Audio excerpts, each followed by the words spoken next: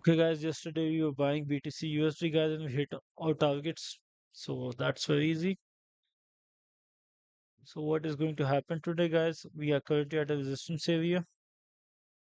So I expect some kind of correction.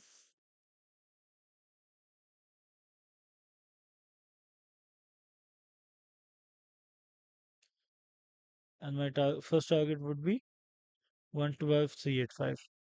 Okay, guys, after that, what I want to see a move back up again. I want to see something like this.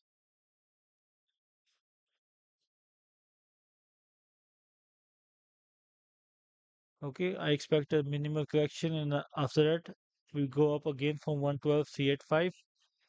And if you break below 112,385, guys, we will be seeing 110914.